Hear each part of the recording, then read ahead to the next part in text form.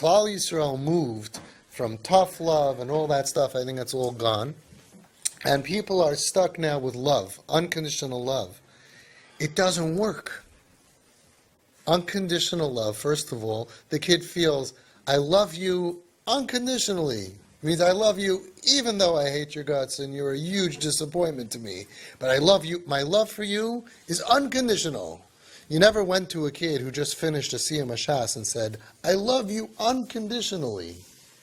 It implies that I have a reason not to love you, but I'm never stuck with you, and I'm going to love you even though. That doesn't apply to a chayla. That doesn't apply to somebody who was hurting.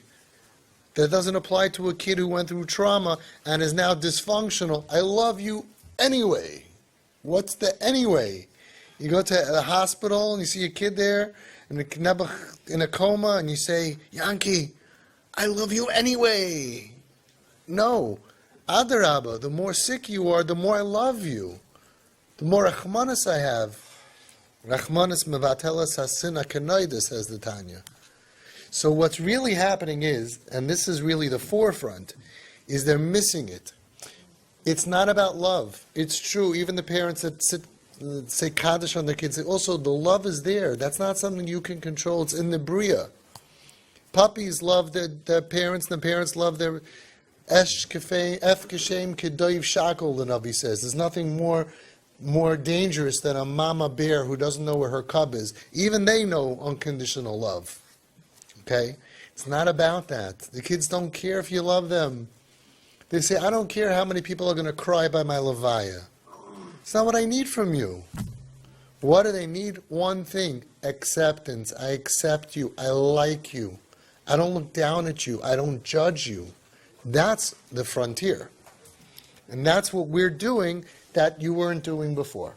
So we have approximately, I would guess, 15% of parents that somehow, through the whole spiral, didn't have an all-out war with their kid, which is very, very hard. I mean, a kid stops going to school, stops being tznius, stops keeping Shabbos, eating kosher.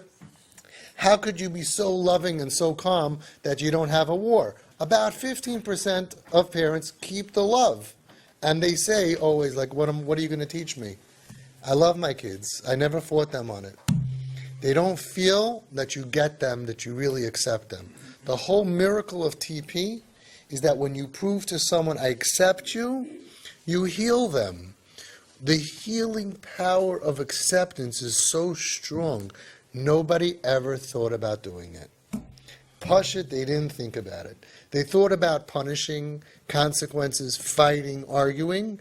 Then they said, oh, that's not working. After we lost who knows how many tens of thousands of kids, we have a new thing. Loving, I love you, even though you're not from. I love you, even though you're a disappointment. I love you, even though, but I love you, which is okay. It's better than the other one, right? I tolerate you. I'm not gonna throw you out of my house. I'm not gonna reject you. Fine. But the medicine is when the kid feels, my parents accept me.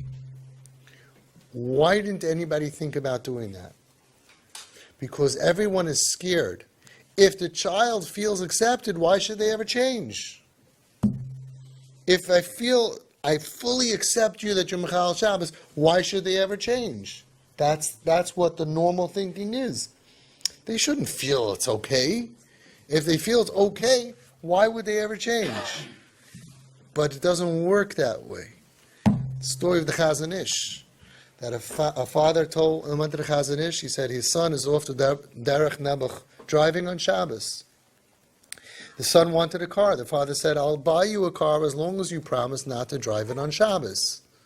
Most people would do that. Most people would say, I could buy you a car. You just promise me you're not going to drive it on Shabbos.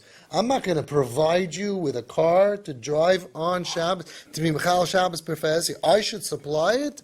I'm going to, my favorite word, I'm going to enable you. I should be the enabler. I'm going to put a gun in your hand to be Michal Shabbos Professor. Oh, no, sirree. Not going to do it. The kid said no deal. The relationship got worse. Kishehegia el Rabbeinu, listen to Das Torah, not regular thinking. Das Torah. Kishegia El Rabbeinu, the Chazon Ish was meyayitz kedai to buy the car for your child l'loy shum tanai, unconditionally. Don't make any tanai.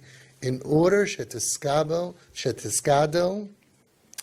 in order that the influence should grow in the future. And we would say, well, what kind of a message is that?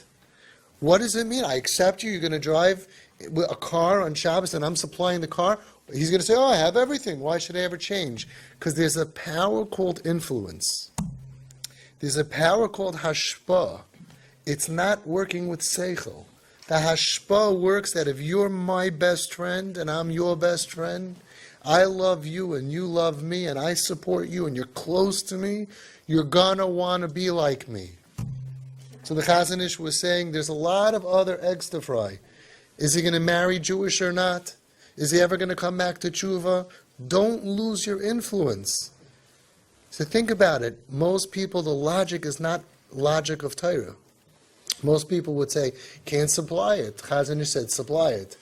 Buy the thing, even though he's going to do a terrible avera with it, kedei sheteskabel hashpa'asai alav, which is what we're all about.